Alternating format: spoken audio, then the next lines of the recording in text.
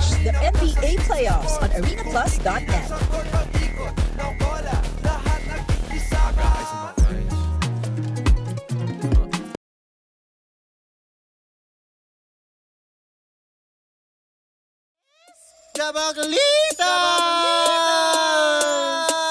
With Tita Cora and Kapitana Sisa. Same, pero iba. We are number 106.7 Energy FM. Panggawag mong sabihin radyo, sabihin mo. Magandang morning, Metro and Mega Manila. Sa lahat ng mga nakatutok sa atin, sa kanilang mga tahanan, magandang umaga po sa inyong lahat.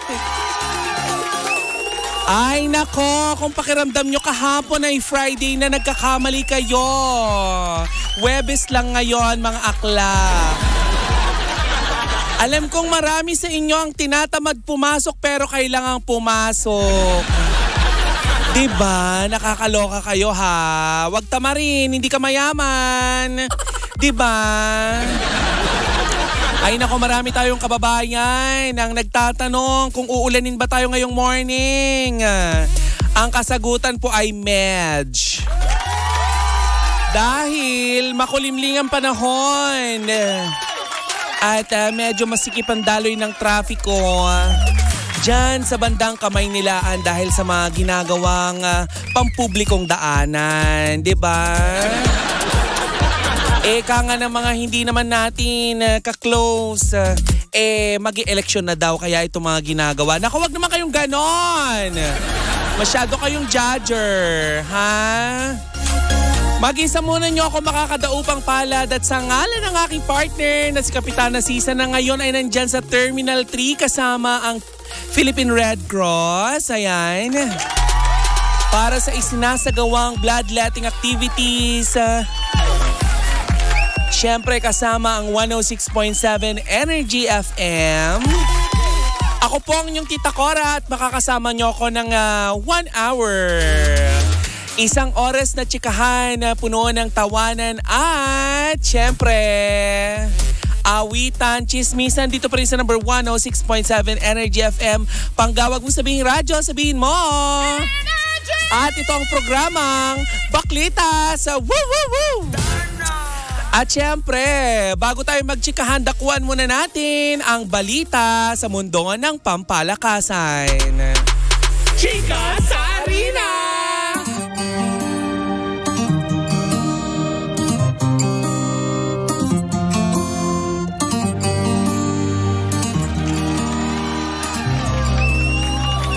Ang chika sa arena ay hatid pa rin sa atin ng Arena Plus, astig sa sports. So, ay nakakaloka.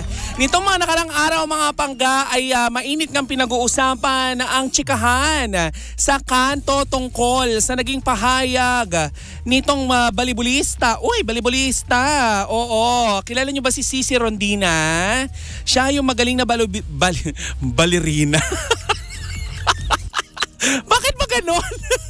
Makita mo si Cici Rondina yung nagbabali. Part na siya ng ng grupo ng Bali Manila. Ay nako. But anyway, itong mga nakarang araw nga ay napag-uusapan na itong si Cici Rondina nga ay may makahulugang pahayag at hindi nagustuhan mga 18. Ang 18 po ay ang mga sumusuporta sa SB19. Dahil sa isang pagtatanghal ng SB19 sa South Korea ay naimbitahan din itong si Cici Rondina at ilan pa niya mga kasama. Ano nga ba yung hindi nagustuhan ng 18 sa naging pahayag ni Cici Rondina? Di umano, nung paakyatin sa stage itong si Cici Rondina, natanong siya kung ano nga ba yung parang excited sila na mapanood na performance ng araw na yan. Di umano, ang sagot daw ni Cici Rondina, ang alam lang niya at hindi daw siya familiar. Ito yung kinainit ng ulo ng mga 18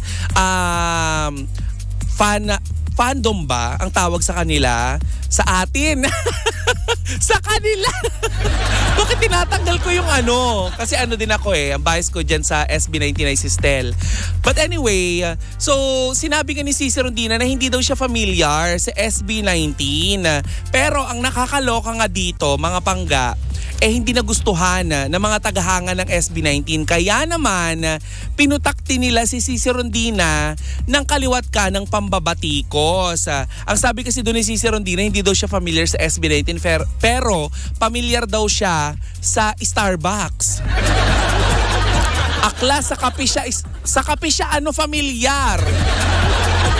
Nakakaloka. 'Di ba? Well, ako din naman, familiar din naman ako diyan sa coffee shop na yan, pero hindi ko rin naman mawawala sa isip ko ang SB19. Ang sabi ni Cici Rondina sa kanyang IG live, sabi niya, hindi ako familiar sa SB19. Ipagpatawad na daw kung hindi siya familiar. Pero mga pangga, meron pala siyang mga video na background music niya ang SB19. Kaya naman lalong ikinainit ng ulo ng mga tagahanga ng SB19 yung sinabi niyang yon. Sana humingi na lang or ano na lang siya, nagsorry na lang siya. 'Di ba? Yun ang mga sabi ng SB19 fan. Ngayon eto na ang nakakaloka. Sa isang post, may nagsabi na I supported Cici pero nag-stop na ba ang iTunes niya? Parang hindi naman singer itong si Cici Rondina. Parang inihahalin tulad itong SB19 kay Cici Rondina. Kaya naman itong si Stel ng SB19 naloka. Sabi niya, I personally not supporting this kind of attitude. Mga bakla, alam niyo na sa mga SB19 fan, hindi inaalaw nitong si Stel ang mga ganyang attitude, ang pakikipag-away at pagkukumpara ng balibulista sa P-pop. Totoo ba? Paano ba yun? Si Cici Rondina may entry sa iTunes. Talaga ba? Parang hindi naman tama yun, Bev. 'Di ba? Ipatawarin na natin kung talagang hindi siya pamilyar, di hindi. At least tayo sinusuportahan natin yung SB19, 'di ba? Samantala, matapos sa matagumpay na kampanya ng Taiwan Athletics Open 2024, dalawang tournament ang lalahukan ng ating athletics team ngayong weekend. Lalahok sa Malaysia Open Athletics Championship 2024 sa June 14 to 16 sina Ronnie Malipay at Harry Diones na parehas na lalaban sa triple jump at ni Melvin Calano at Mavelin. Ayan sasabak na naman ang ating mga kababayan sa pampalakasan sa ibayong dagat. Sasabak naman sa Thailand Open Track and Field Championship 2024 mula June 14 to 17 sina Janry Ubas, ayan si Michael Del Prado, Hussein Lorania, Bernalina Bejoy, Sara Dicunan, ayan, si ABCD Aramos, Leonard Grospe, Frederick Ramirez. Ayan, nais lang muna nating i-good luck ang ating mga kababayan para sa paglahok sa pampalakasan dyan sa Thailand. Diba? Marami tayong mga kababayan na magtatayo. Magwawagayway ng ating bandila since yesterday ay ating isineselebrate ang kasarinlan ng Pilipinas. At yan muna ang kabuuan ng ating balitaan sa pampalakasan hatid sa inyo ng Arena Plus, Astig sa Sports at ito ang Chika sa Arena.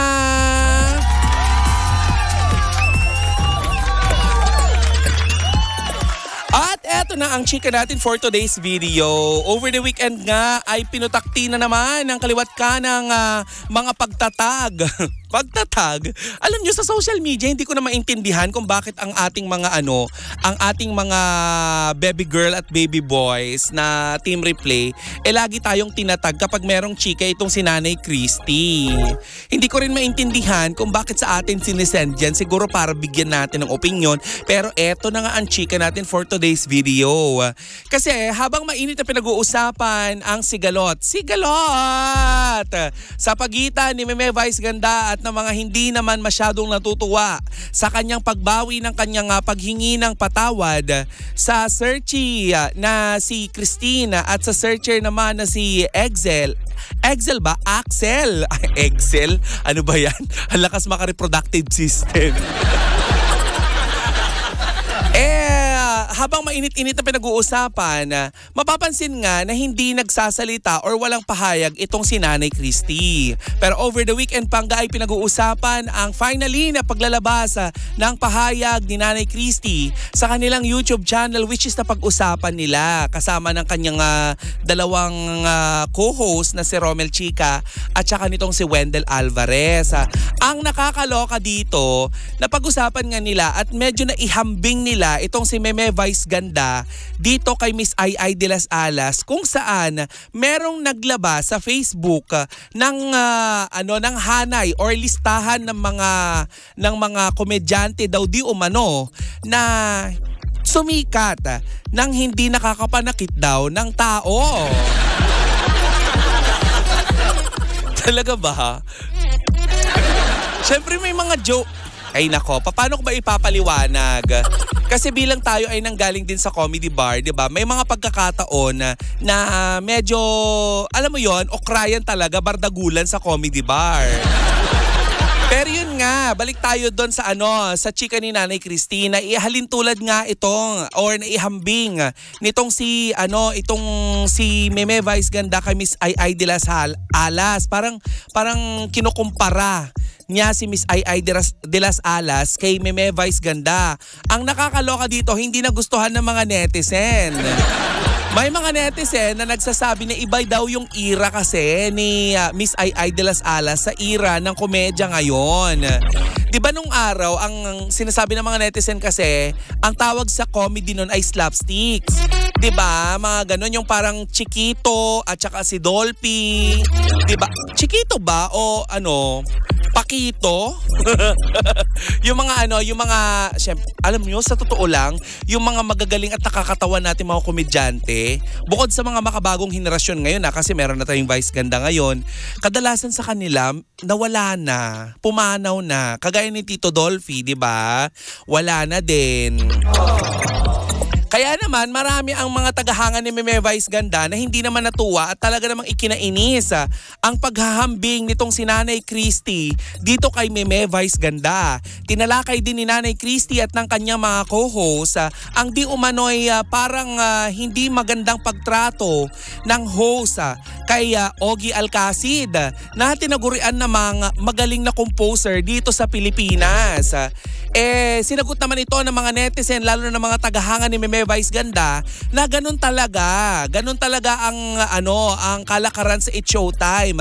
Kahit na sobrang kagalang-galang ng iyong personalidad, yung dynamic ba ng kanilang hosting hindi kagaya ng dynamic ng ibang noontime show na parang may kikilingan ka. Parang doon lahat babardagulin. 'Di ba? Lahat dodog showhin. Ganon. Na parang pagbabadyangan ni Nanay Christy ay hindi niya naiintindihan kung bakit gano'n ang dynamic ng hosting nila Meme Vice Ganda dito kay Ogie Alcacid. Sabi naman ng mga netizen sa mga nababasa natin na komento, syempre ang gusto ni Nanay Christy yung parang tita joke na. Diba? Hindi naman siguro kasi may mga lola, tita na nakaka-relate pa din at gustong-gusto pa rin yung type of comedy na ino-offer ni Meme Vice Ganda. Diba? Hindi naman lahat hindi gusto yung type of comedy ni Meme Vice Ganda.